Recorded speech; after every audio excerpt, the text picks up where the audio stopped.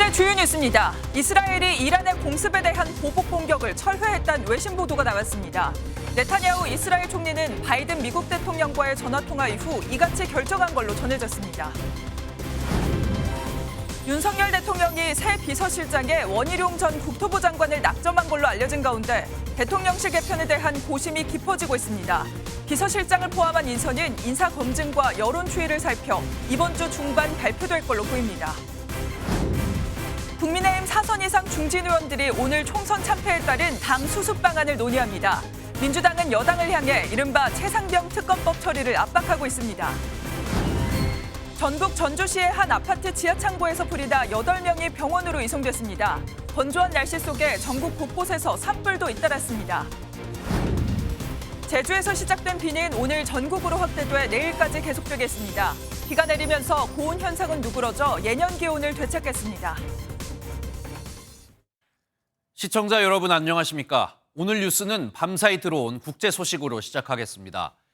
그동안 이스라엘에 대한 공격 계획을 공개적으로 밝혀온 이란이 공언한 대로 이스라엘 본토에 대한 공습에 나섰습니다. 그런데 공격 전 미국의 작전 계획을 미리 통보한 정황이 드러났는데요. 확전을 우려한 이란이 리스크 관리를 택한 것으로 보입니다. 먼저 이규옥 기자가 보도합니다. وعده صادق را علیه پایگاه‌های رژیم صهیونیستی آغاز کنید. 공격 개시 명령이 떨어지자 발사된 미사일은 잠시 뒤 이스라엘 상공에서 포착됩니다. 현지 시각 13일 밤부터 다음 날 새벽까지 이란은 5시간에 걸쳐 드론 185대와 미사일 146기를 이스라엘 영공에 쏟아부었습니다. Well, we had quite a scary night last night. We were worried about my daughters who live in Tel Aviv. 이란의 이번 공습은 이스라엘이 시리아 주재 이란 영사관을 폭격해 혁명 수비대 고위급 장성 12명을 숨지게 한 데 대한 보복 성격이 짙습니다. 그런데 공습의 효과 극대화를 위해 은밀하게 작전에 나섰어야 할 이란이 공격 전 미국에 작전 계획을 통보했던 것으로 드러났습니다. کاخ سفید طی پیامی بامداد امروز اعلام کردیم که عملیات ما محدود و حداقلی و با هدف دفاع مشروع و تنبیه رژیم اسرائیل صورت می‌گیرد. 미국과의 확전 위험을 의식해 리스크 관리를 한 것으로 풀이되는데 미국도 일정 한도 내에서만 작전을 하라고 주문한 것으로 전해졌습니다. 다만 이란은 이스라엘이 반격하지 않으면 추가 공격은 없을 거라고 밝혀 중동 확전의 공은 이스라엘로 넘어간 양상입니다. MBN 뉴스 이규옥입니다. 앞서 보신 이란의 이스라엘 공격에도 미국은 중동 지역에서의 확전을 원하지 않는다는 입장을 밝혔습니다. 네타냐후 이스라엘 총리도 미국 바이든 대통령과의 전화통화 이후 보복 공격 계획을 철회한 것으로 전해졌습니다. 이 소식은 워싱턴에서 최중락 특파원입니다. 존 코비 백악관 국가안보소통 보좌관은 이란의 이스라엘 공습 이후 잇따라 방송에 출연해 미국은 이란과의 전쟁을 원하지 않는다고 밝혔습니다. 대응은 전적으로 이스라엘에 달려있어 존중하지만 중동 확전에 반대하는 입장을 분명히 드러낸 겁니다. But the president has been very clear. We don't seek a war with Iran. We're not looking for escalation here. We will continue to help Israel defend itself. 백악관의 이 같은 입장은 바이든 대통령과 네타냐후 이스라엘 총리와의 정상통화 이후에 나온 메시지입니다. 이를 반영하던 뉴욕타임스는 이스라엘 관료를 인용해 이스라엘이 미국과 정상간 통화 이후에 보복 공격 안건을 철회했다고 보도했습니다. 이와 관련해 CNN 등은 바이든 대통령이 이란 공세작전에 참여와 지원도 하지 않겠다고 말하자 네타냐후 총리가 이해한다는 말을 했다고 전했습니다. 미국이 이스라엘의 지지를 재확인하면서도 이스라엘의 보복 공격에 대해서는 승인하지 않으면서 이스라엘도 이를 받아들인 것으로 풀이됩니다. 주요 7개국 G7 정상들은 정상회의를 열어 이란의 이스라엘에 대한 전례 없는 공격을 만장일치로 규탄한다면서도 자제를 촉구했습니다. 올해 대선을 앞두고 바이든 대통령이 중동 확전은 자제시키는 분위기지만 이스라엘의 다음 행보에 위기는 크게 좌우될 전망입니다. 워싱턴에서 MBN 뉴스 최종락입니다. 봄꽃인 벚꽃이 채 지지도 않았는데 지난 주말엔 본격적인 여름 날씨가 펼쳐졌습니다. 서울의 한낮 기온이 30도 가까이 오르면서 4월 중순으로는 역대 최고 무더위를 기록했는데요. 오늘 전국에 비가 내리면서 더위가 한풀 꺾일 전망입니다. 이상엽 기자가 보도합니다. 더위에 지친 등산객들이 정자에 3355 모여 앉아 이야기꽃을 피웁니다. 날씨가 너무 더워서 선크림이랑 선글라스가 필요했어요. 계절상 여전히 봄이지만 서울의 한낮 최고 기온은 30도 가까이 치솟아 4월 중순 역대 가장 무더운 날씨를 보였습니다. 부산의 해수욕장엔 때이른 피서객들로 북적였습니다. 날씨가 너무 좋아가지고 놀러를 왔는데 벌써 여름이 다가온 것 같아가지고 새로운 추억을 많이 쌓을 수 있었던 것 같아요. 휴일을 강타한 초여름 더위는 오늘 비와 함께 최고 기온이 10도가량 떨어지며 한풀 꺾일 전망입니다. 오늘은 중국 산둥반도 부근에서 북동진하는 저기압의 영향으로 오전부터 전국에 비가 오겠고요. 내일 아침에는 대부분 그치겠습니다. 수도권은 오늘 아침부터 내일까지 최고 40mm의 비가 내릴 것으로 예상되며 특히 호우특보가 발효된 제주도는 최고 80mm의 강한 비가 쏟아질 전망입니다. 기상청은 서해안과 남해안 지방 그리고 제주도에 돌풍과 천둥 번개를 동반한 강한 비가 내릴 것으로 보여 안전에 유의할 것을 당부했습니다. MBN 뉴스 이상엽입니다. 건조해진 날씨 탓에 밤사이 전국 곳곳에서 화재가 잇따랐습니다. 전북 전주시에서는 아파트 지하 창고에서 난 화재로 8명이 병원으로 이송됐고 양주와 보령, 김천에서도 잇따라 산불이 발생했습니다. 박은채 기자의 보도입니다. 어떻게 어디로 들어가야 돼요? 사이렌이 울리고 다급해진 소방대원들이 시뻘건 불길로 달려갑니다. 어제 저녁 7시 반쯤 전북 전주시의 한 아파트 지하에서 불이 나 30분 만에 꺼졌습니다. 주민들의 대피가 이어진 가운데 미처 빠져나오지 못한 13명이 구조됐고 8명은 연기를 마셔 병원으로 이송됐습니다. 불이 난 아파트 지하는 창고로 사용되는 곳이었는데 소방당국은 화재 원인을 조사 중입니다. 건조한 날씨 속에 산불도 잇따랐습니다. 어제 저녁 6시 40분쯤 경기도 양주에서 밤 10시쯤에는 충남에서 각각 산불이 발생해 50여 분 만에 꺼졌습니다. 또 오늘 새벽 0시쯤엔 경북 김천 문당동의 한 야산에 있는 양봉장에서도 불이 나 56분 만에 꺼졌습니다. 작업장으로 사용되던 비닐하우스에서 시작된 불로 양봉장의 벌통이 그을리는 피해가 발생했습니다. 복층 벽돌 건물 위로 시꺼먼 연기와 불이 치솟습니다.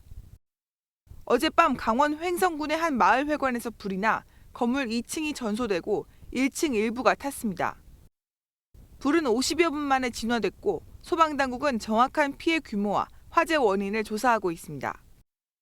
MBN 뉴스 박은채입니다. 오늘 하루 중요한 일정을 소개해드리는 굿모닝 오늘입니다. 어떤 일정이 있는지 함께 살펴보겠습니다. 총선에서 참패한 국민의힘이 4선 이상 중진 당선인들 간담회를 열고 새 지도체제 구성을 포함한 당 수습 방안을 논의합니다. 윤재욱 원내대표 주재로 안철수 의원과 나경원 당선인 등 10여 명이 참석할 예정입니다. 민주당은 총선 이후 첫 최고위원 회의를 엽니다. 최고위에서는 최상병 사망 사건 수사 외압 의혹 특검법을 포함해 오는 5월 29일 임기를 마치는 21대 국회 입법과제를 점검할 방침입니다. 모든 병 의원들은 오늘부터 건강보험 혜택을 적용하지 않는 비급여 진료 항목 정보를 모두 정부에 보고해야 합니다. 의료기관이 보고해야 하는 비급여 항목은 1000여 개로 취합한 비급여 정보는 이르면 연말쯤 공개할 예정입니다. 지금까지 굿모닝 오늘이었습니다. 2천억 원이 넘는 회사 돈을 횡령한 혐의로 재판에 넘겨진 오스템 임플란트 전직 재무팀장에게 징역 35년형이 확정됐습니다. 단군 이래 최대 횡령 사건으로 불리는 만큼 이에 걸맞게 추징금도 900억 원이 넘었습니다. 김태형 기자가 보도합니다. 오스템 임플란트 전직 재무팀장 이모 씨는 회사 돈 2,215억 원을 횡령한 혐의로 지난 2022년 재판에 넘겨졌습니다. 피해자들에게 하고 싶은 말 없으신가요? 단독범행 맞으세요? 대법원은 이 씨에게 징역 35년과 917억 원 추징을 확정했습니다. 이 씨는 지난 2020년 11월부터 1년 동안 15차례에 걸쳐 회사 돈을 본인 증권 계좌로 이체한 것으로 드러났습니다. 횡령금을 숨기려고 가족 명의로 금괴나 부동산, 리조트 회원권을 구입하고 주식에 투자한 혐의도 받았습니다. 이게 압수품 전부인가요? 공금이나 다른 거 나온 건 없을까요? 피해 액수 2,215억 원은 특정경제범죄 가중처벌법이 적용된 횡령 범행 가운데 금액이 가장 큽니다. 이 씨에게 내린 징역 35년은 300억 원 이상 횡령죄에 최대 11년인 대법원 양형 기준을 고려하면 이례적인 형량입니다. 앞서 1심 재판부는 이 씨가 장기 징역을 감수하면서 횡령 이익을 계속 보유하려 한 정황이 있다며 출소 후 이익을 누리는 걸 막기 위해 중형이 불가피하다고 판단했습니다. 이 씨와 범행을 공모한 아내는 징역 3년, 처제와 동생에겐 각각 징역 2년과 1년 6개월이 확정됐습니다. MBN 뉴스 김태형입니다. 충무공 이순신 장군이 중국식 갑옷을 입고 승리는 나의 것이라고 말합니다. 정말 말도 안 되는 일이죠. 그런데 영국의 한 게임, 그것도 도박 게임 속에서 버젓이 나타난 실제 모습입니다. 이 황당한 내용 정설민 기자가 알아봤습니다. 이순신이 돌아왔다. 승리는 나의 것이다. 민족의 영웅 이순신 장군이 난데없이 한 도박 게임에 등장했습니다. 영국의 한 게임사가 지난해 9월 출시한 이순신이라는 이름의 슬롯머신 게임입니다. 하지만 제대로 된 고증은 없었습니다. 두루마기 형태의 조선식 갑옷이 아닌 어깨와 몸통, 하체가 나뉜 중국식 갑옷을 입었고 거북선도 조잡하게 표현됐습니다. 이순신 장군이 조선의 수군이 아닌 도박을 주의하는 모습에 시민들은 분노했습니다. 장군님을 존경을 하게 됐는데 이런 도박 사이트나 그런 게임에 심지어 이제 중국 갑옷을 입고 나왔다는 게 정말 기분이 안 좋고 화가 납니다. 또 다른 문제는 국내에서는 도박 게임을 금지하고 있지만 불법 사이트에서 버젓이 유통되고 있다는 점입니다. 심지어 애국 슬롯 게임이라는 홍보 문구도 등장했습니다. 도박이라는 어떤 안 좋은 이미지 게임에 그 한 나라의 대표되는 영웅을 캐릭터화해서 사용을 했다는 그 자체가 저는 일단 제일 큰 문제라는 생각이 들고요. 서경덕 교수는 영국 게임사에 항의, 이순신 장군을 빼도록 조처하겠다고 밝혔습니다. MBN 뉴스 정살민입니다.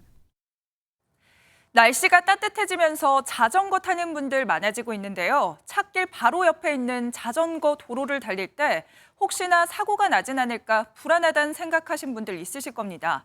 그런데 자전거 사고를 분석해봤더니 정작 사고가 자주 나는 곳은 따로 있었습니다. 앞으로 어딜 주의해야 할지 강세현 기자가 전해드립니다.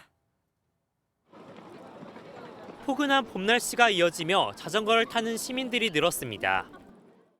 통행량이 늘면 사고도 증가하는데 날이 풀리는 4월부터 자전거 사고 사상자 수가 쑥 올라갑니다.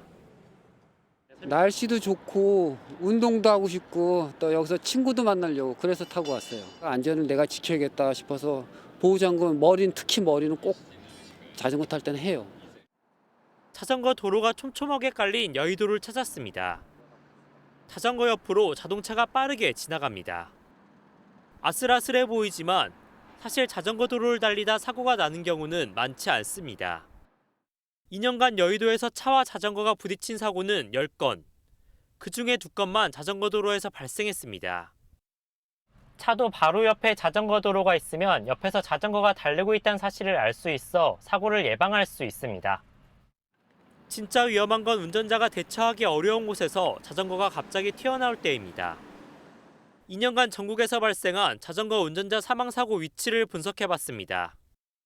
89건 가운데 53건이 교차로나 그 주변에서 발생했는데 자전거 도로나 인도에서 차도나 횡단보도로 도로가 바뀌는 곳에서 사고가 반복됐습니다.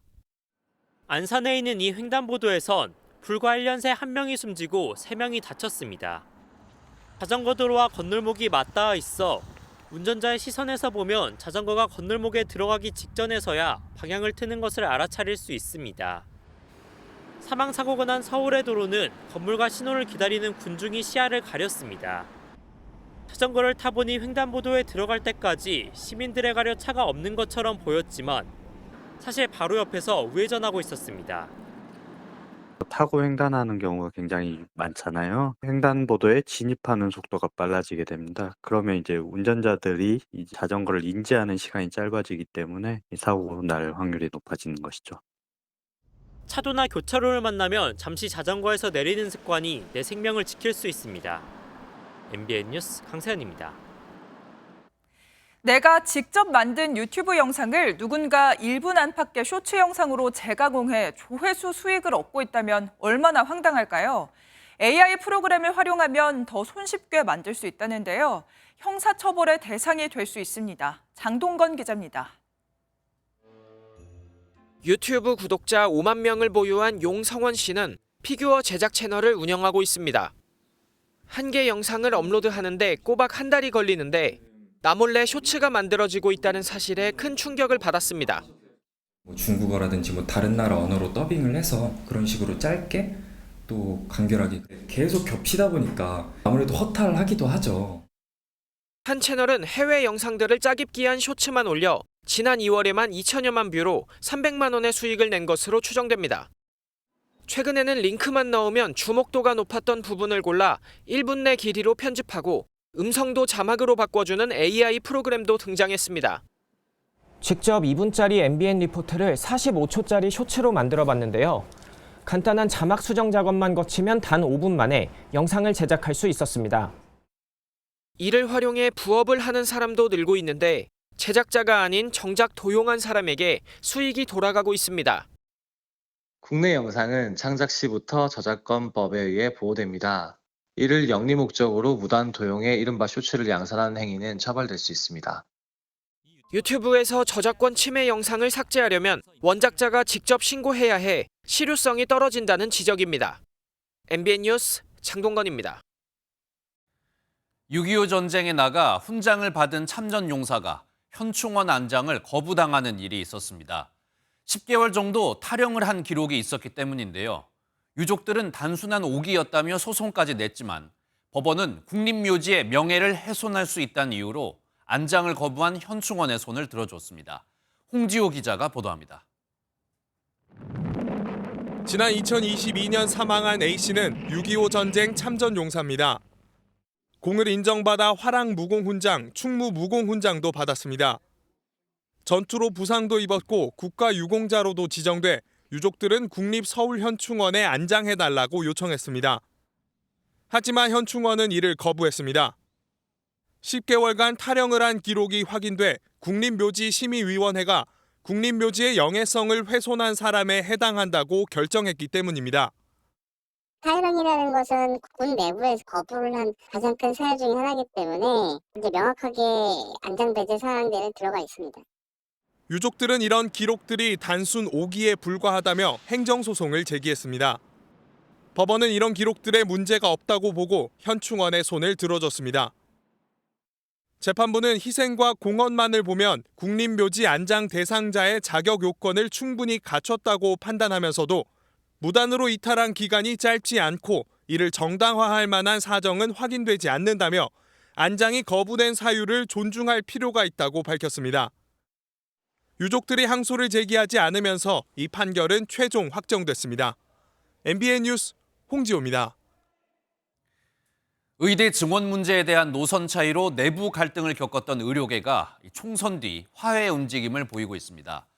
의사협회 전 현직 지도부는 오해를 풀었다며 손을 맞잡았고 그동안 다른 목소리를 내왔던 전공의협의회 박단 비대위원장도 이 회의에 참석한 것으로 알려졌습니다. 안병수 기자입니다. 총선 이후 첫 의사협회 비대위 회의가 끝난 뒤 김태구 위원장과 이면택 회장 당선인이 서로 끌어안습니다. 대정부 투쟁 노선을 두고 양측의 갈등이 극심했지만 의료계 내분을 우려하는 목소리가 커지자 갈등 봉합에 나선 겁니다. 김 위원장은 모든 의사단체가 의대 증원 원점 재검토를 목표로 뜻을 모을 것이라고 강조했습니다. 모든 직역이 총망라해서 어쨌든 저희가 정부의 잘못된 정책을 처리하고 재논의하기 위한 그런 어떤 일련의 과정을 열심히 같이 잘 진행하고 있다. 이 자리에는 박단 전공의 협의회 비대위원장도 참석해 의료계 단일화에 힘을 실은 걸로 알려졌습니다. 의사협회는 의대 증원 배정을 즉각 중단해야 한다며 대정부 압박을 이어갔습니다. 현재 진행되고 있는 교육부의 의대 정원 증원 배정 시스템을 중지할 것을 요청드립니다. 전공의 1,300여 명은 오늘 박민수 보건복지부 2차관을 직권 남용 혐의로 집단 고소할 계획으로 나머지 의사단체도 압박 수위를 높이고 있습니다. 의대 교수들이 제출한 집단 사직서도 오는 25일 효력이 발생할 예정이어서 정부의 부담이 커질 걸로 관측됩니다. 총선 뒤 침묵을 지켜온 정부가 입장 변화를 보일지 주목됩니다. MBN 뉴스 안병수입니다.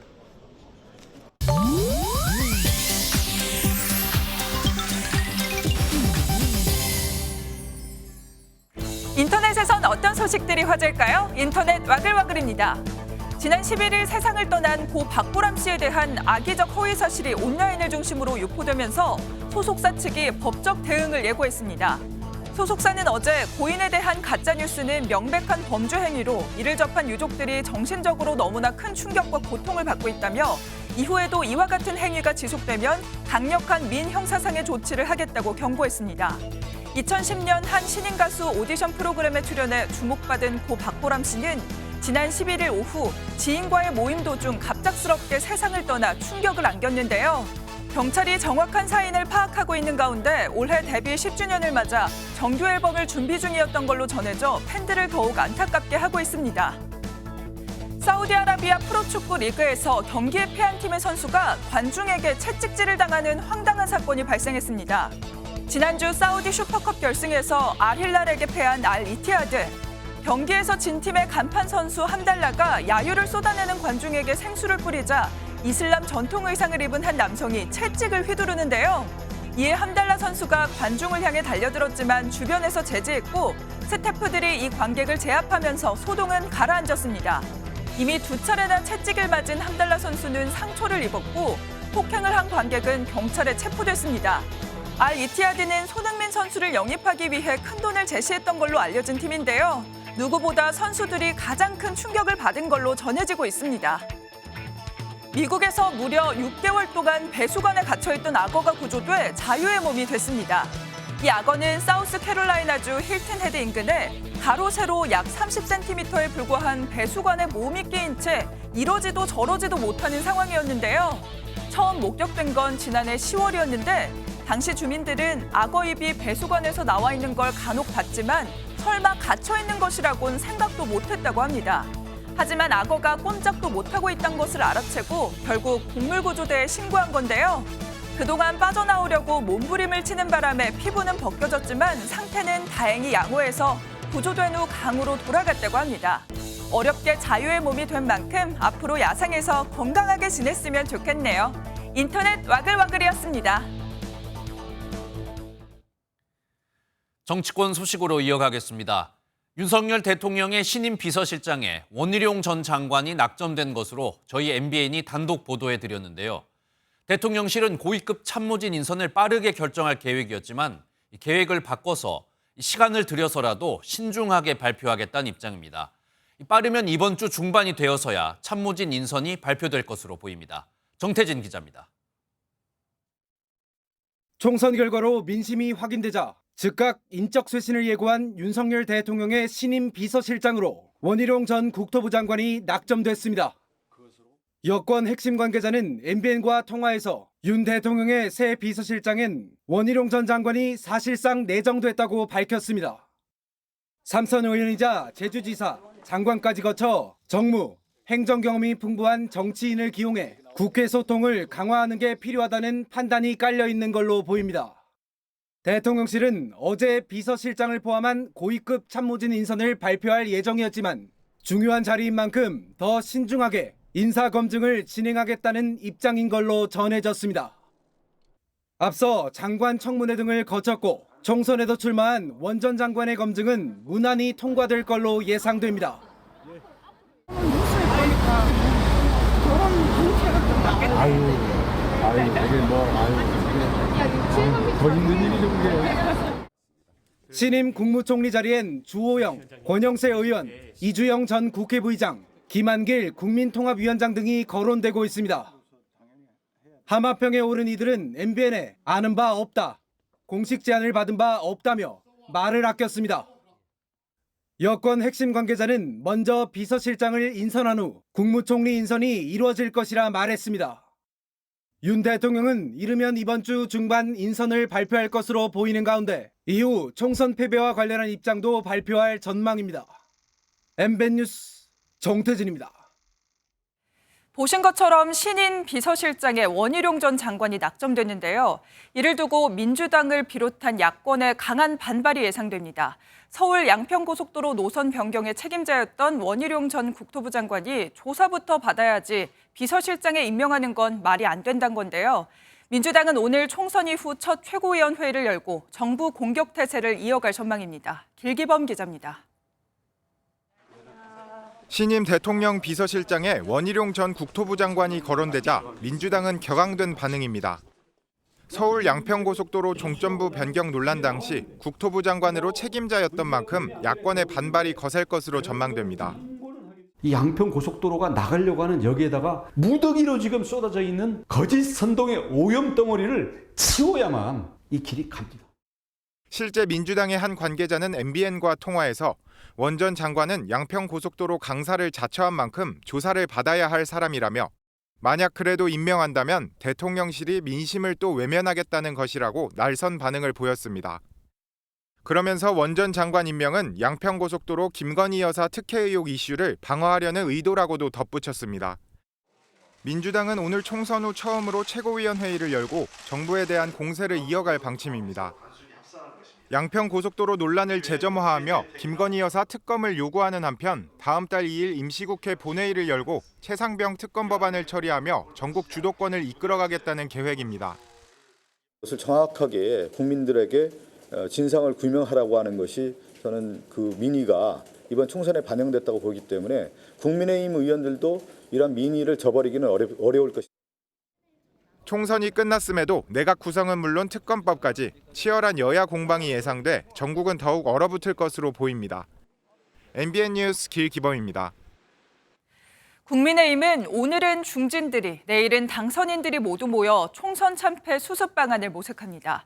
당을 이끌 대표를 뽑을 전당대회 시기를 두고 의견이 엇갈리는데 이른바 친윤계에 눌려왔던 비윤계의 목소리가 커질지도 관심입니다. 이기종 기자의 보도입니다. 국민의힘 제22대 국회의원 당선인들이 내일 모여 당 위기 수습 방안을 논의합니다. 윤재호 국민의힘 대표 권한대행은 당선인들에게 내일 국립서울현충원 참배 이후 오전 10시에 총회가 열린다고 공지했습니다. 오늘은 중진 당선인들이 먼저 모입니다. 모든 수습 방안에 대해서 중진 의원들과 상의하고 또 필요하다면은 당의 당선된 분들하고 논의를 해서 핵심 안건은 차기 지도부 구성 시기와 방식입니다. 크게는 관리형 비대위를 구성할지 아니면 22대 국회 임기 시작과 함께 조기 전당대회로 새 대표를 뽑을지가 쟁점입니다. 당의 새로운 리더십이 필요하다는 의견이 적지 않지만 당대표를 뽑고 그다음에 이번 선거 결과를 바탕으로 해서 민심에 맞는 민생 문제를 최우선으로 챙기는 조기 전당대회보다는 당의 안정이 우선이라는 주장도 나옵니다. 야권이 추진하는 김건희 여사 특검 등을 두고 개파 간 찬반이 엇갈리며 전당대회 때 새 대결 양상으로 이어질 수 있다는 겁니다. 한 친윤계 의원은 22대 국회에서 뽑힌 새 원내대표가 비대위원장을 맡는 방안을 제시했습니다. 변화와 안정 사이에서 국민의힘 당선인들이 어떤 목소리를 낼지 관심이 쏠립니다. MBN 뉴스 이기종입니다.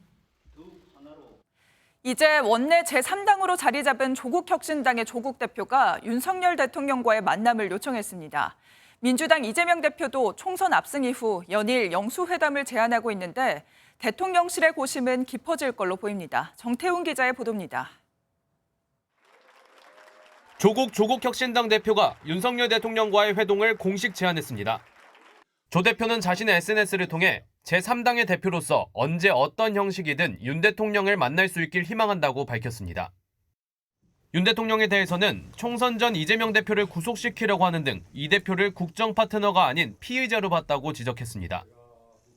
앞서 이재명 대표 역시 지금까지 대화를 못한 것이 아쉬울 뿐이라며 총선 승리 이후 영수회담 의사를 강력히 밝히고 있습니다. 대통령이 야당과의 파트너로서 민생을 협의하고 토론하고 이런 것은 당연히 대통령으로서 해야 할 의무이자 책무인데 그동안에 방기해온 거 아니겠습니까? 대통령실은 신중한 입장입니다. 지금은 대통령실 비서실장 교체 등 인적 쇄신을 모색하고 있는 상황이라며 내부 체제 정비가 우선이라는 겁니다. 집권 2년 동안 이 대표와의 만남에 한 번도 응하지 않은 윤 대통령이 총선 참패 이후 대화를 제안해오는 야권 대표들에게 어떻게 대응할지 관심이 쏠립니다. MBN 뉴스 정태웅입니다.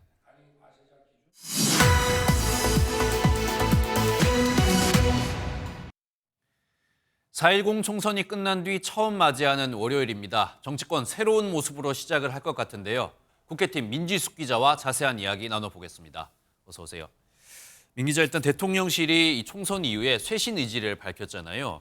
그런데 생각보다 쇄신 인선이나 이런 게 조금 늦어지는 것 같습니다. 어떤 부분 가장 크게 고심을 하고 있습니까? 네, 이번 인사 총선 참패라는 성적표를 받은 뒤 대통령이 국정쇄신 의지를 보여줄 첫 번째 시험대입니다. 인사 검증 과정에서 문제가 발생한다면 민심이 더 악화될 가능성도 있어 그만큼 고민이 더 깊어지고 있는 것으로 보이는데요. 윤석열 정부의 국정 기조를 잘 이해하면서도 대통령과 닮은 꼴이 아닌 차별화된 인물을 찾는 게 쉽지 않은 상황입니다. 당초 예상과 달리 최종 발표가 이번 주를 넘길 가능성도 점쳐지고 있습니다. 네, 그리고 저희 어제 MBN이 단독으로 원희룡 전 국토부 장관이 신임 비서실장이 내정됐다 이런 소식 전해드렸는데 사실 아직까지 다른 인물이 뽑힐 가능성도 남아있는 거죠? 그렇습니다. 현재까지 원희룡 전 장관이 가장 유력하게 검토되는 건 맞지만 조금 더 시간을 두고 새로운 인물도 검토하겠다는 기류가 읽힙니다. 대통령실 관계자는 후보군 가운데 새롭게 검증에 착수한 인사도 있다면서 의외의 인물이 발탁될 가능성도 열어둔 상태입니다. 네, 자 그리고 대통령이 이 총선 패배에 대한 입장을 직접 밝힐 것이다. 이런 예상도 있던데요. 이 부분은 어떻습니까? 네, 아직까지 별도의 대국민 담화나 기자회견을 열지 아니면 내일 있을 국무회의 모두 발언으로 가름할지는 알려지지 않았지만요. 향후 정책 추진 과정에서 보다 유연한 태도로 국민 여론을 수렴해 나간다는 취지의 메시지를 준비하고 있는 것으로 전해졌습니다.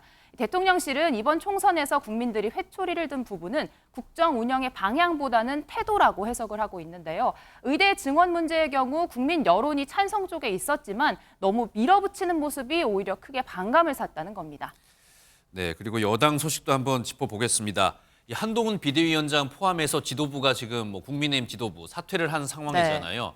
지금 오늘 중진회의가 열린다고 하던데 어떤 결론이 나올 수 있을까요? 네, 오늘 당장 결론을 내긴 쉽지 않아 보입니다. 또 한 번 비대위 체제로 가느냐, 조기 전당대회를 여느냐의 갈림길에 서 있는데 주말 사이에 제가 통화해본 여당 중진 의원들은 지도부 체제 이야기를 하기 전에 당이 반성하는 모습을 보이는 게 먼저다. 또 대통령실이 먼저 국민 눈높이에 맞는 인사를 통해 달라지는 모습을 보여주지 않는다면 당 차원에서 어떤 일을 해도 의미가 없다는 자조 섞인 이야기도 나왔습니다.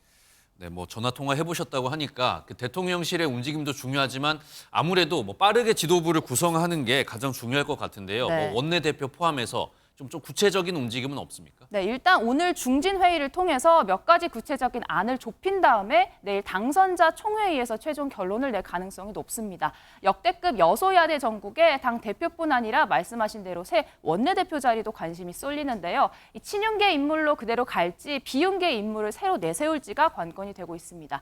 일각에선 4선 이상 중진 상당수가 여당의 텃밭인 영남권 당선자인 만큼 또다시 영남 지도부로 귀결되는 게 아니냐 우려의 목소리도 나오고 있는 게 사실입니다. 네, 이번에는 조국 혁신당 이야기 한번 해보겠습니다. 비례대표로 12석을 확보를 했는데 이 교섭단체 구성에 대한 의지가 확고하다면서요. 네, 이번 총선에서 한동훈 특검법 또 김건희 여사 특검법을 내세워 원내에 입성한 조국 혁신당은 실제로 이런 법안에 대한 입법 절차를 밟을 예정입니다.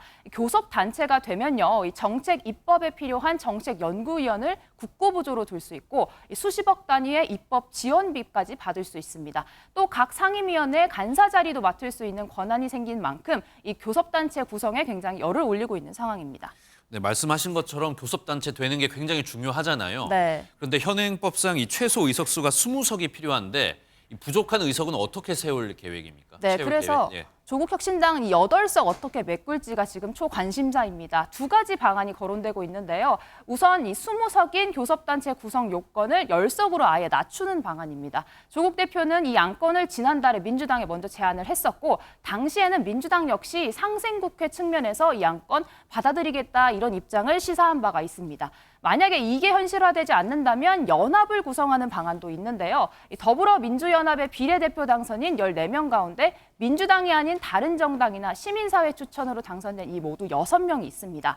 여기에다가 새로운 미래와 진보당이 각각 1명씩 당선된 만큼 이들을 모두 합친다면 딱 8석이 되는 상황입니다.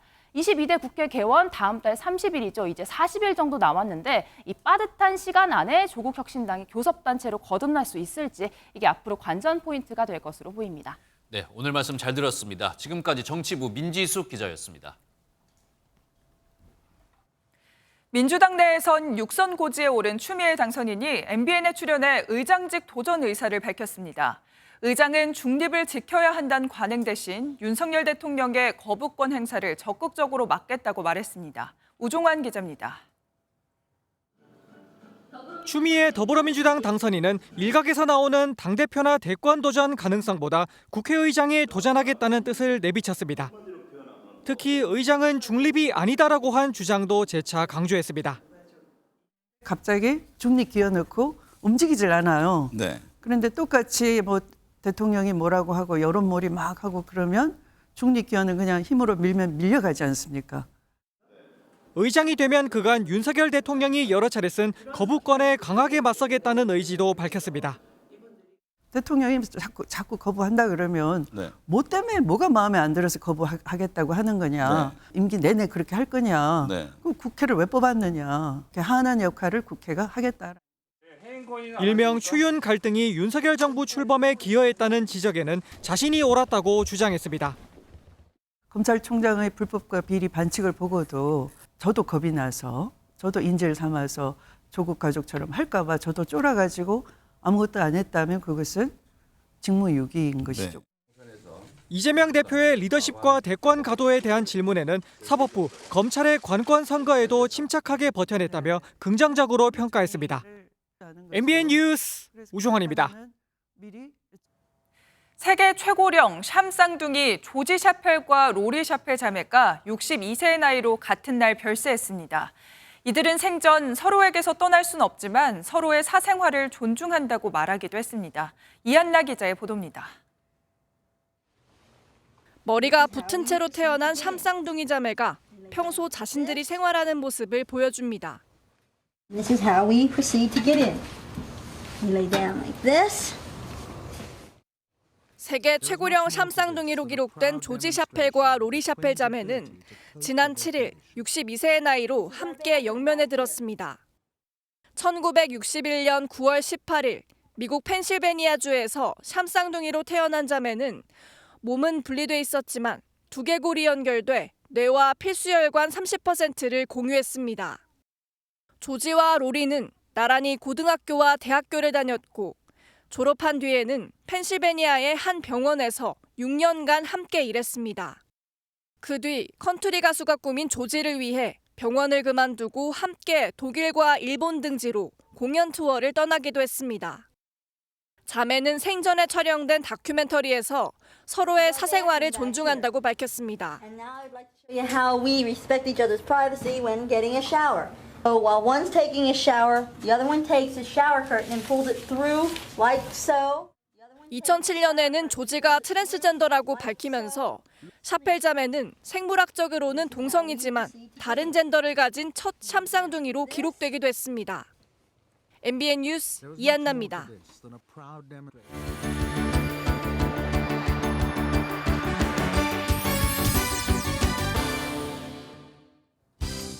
굿모닝 월드입니다. 이상 기온으로 지구촌 날씨는 정말 오락가락입니다. 평년보다 15도나 높은 날씨가 이어져 이른 여름을 맞이한 곳이 있는데요. 스페인으로 가보겠습니다. 수영복을 입고 해안가에서 일광욕을 즐기는 사람들. 이곳은 스페인인데요. 아직 4월이지만 기온이 30도를 넘었습니다. 30도를 넘으려면 6월은 돼야 하는데 4월 평년 기온 15도에 비해 한참 높죠. 마치 여름인 듯 반팔을 입고 양산을 쓴 사람들도 보이는데요.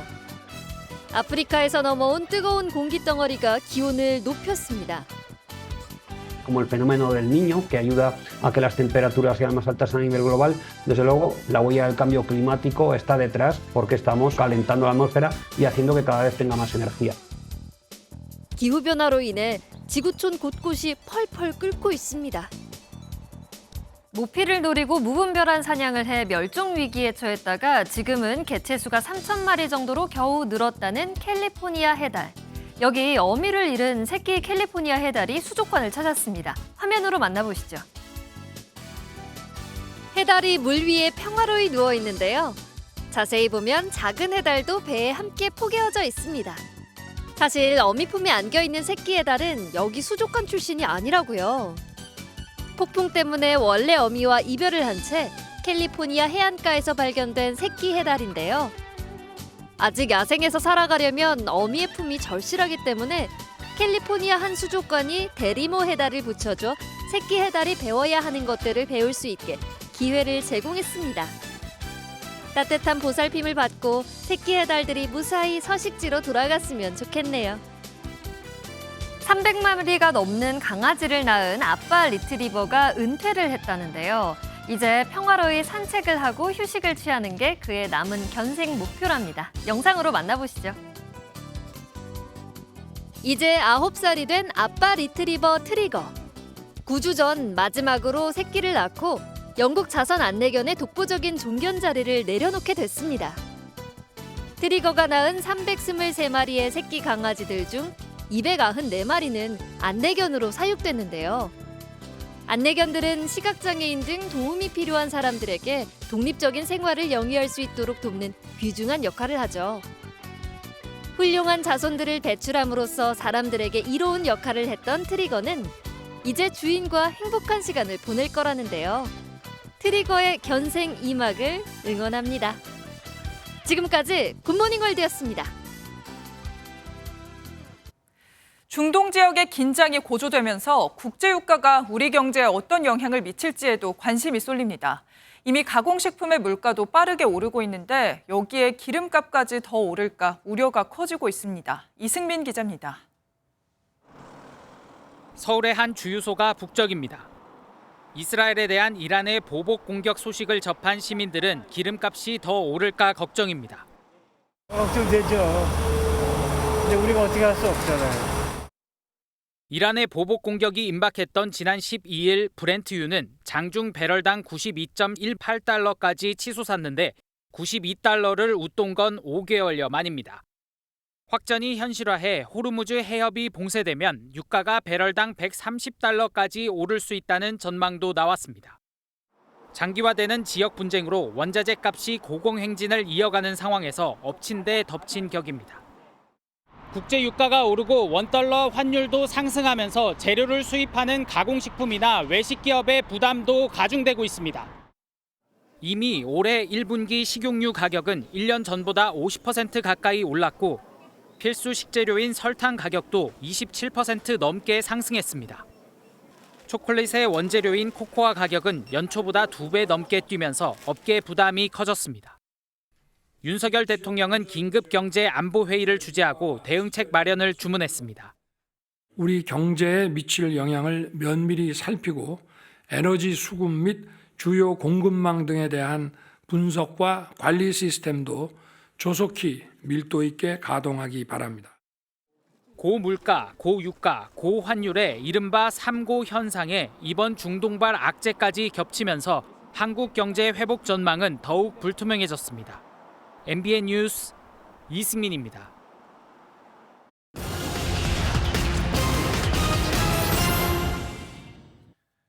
정부가 한국은행에서 빌리고 남은 대출금이 1분기에만 33조 원에 육박한 것으로 나타났습니다. 통계 작성 이래 최대 규모이고 코로나19 때보다도 2배가 넘는 것으로 집계됐는데요. 대출 금액 33조 원에 따른 이자액만 638억 원으로 한국은행은 2분기 안에 이 이자를 받을 예정입니다. 공정거래위원회가 대리점에 판매 지원금을 지급하지 않은 3개 가구사에 시정 명령을 내렸습니다. 이 가구사들은 판매 목표를 달성하지 못한 대리점에 페널티를 부과하는 등 갑질을 한 것으로 조사됐는데요. 공정위는 공급업자의 법 위반을 지속 감시하고 위반 행위 적발 시 엄중 제재하겠다고 밝혔습니다. 정부가 건물의 구조와 수준 등에 따라 안전 확인 방법을 구분해 적용하기로 했습니다. 오래된 주택 지붕을 보수하거나 불에 약한 외장재를 바꾸는 등 경미한 수준의 건물 수선 절차가 간편해질 전망인데요. 정부는 건축 안전 제도를 국민 눈높이에 맞출 수 있도록 노력하겠다고 밝혔습니다. 지금까지 굿모닝 경제였습니다.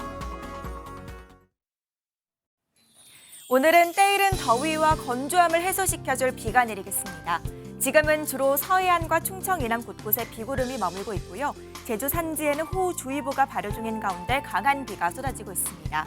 비는 오전 중에 전국으로 확대되겠고 내일 아침에는 대부분 그치겠습니다. 내일까지 제주 산지와 지리산 부근, 남해안에는 80mm가 넘는 많은 비가 내리겠고요. 이들 지역은 벼락과 돌풍을 동반해 시간당 최고 20mm의 집중 호우가 쏟아질 때가 있겠습니다. 또 수도권을 비롯한 그 밖의 지역은 적게는 5에서 많게는 60mm의 비가 예상됩니다. 오늘은 비와 함께 전국적으로 바람도 거세게 불겠습니다. 특히 서해안과 남해안, 제주를 중심으로는 강풍특보가 발효 중인 가운데 초속 20m 이상의 돌풍이 불어들겠습니다. 지역별 현재 경보겠습니다. 서울 19.5도, 대구는 16.2도로 어제 아침보다 높게 출발하고 있고요. 낮 기온은 어제보다 5도에서 10도가량 낮겠습니다. 서울이 19도, 대전과 대구, 광주는 20도로 평년 이맘때 기온을 회복하겠습니다. 내일 비가 그친 뒤로는 황사가 유입되면서 대부분 지역의 대기질이 탁하겠습니다. 부쩍 따뜻해진 날씨에 도시락 싸들고 나들이 가는 분들 많으시죠?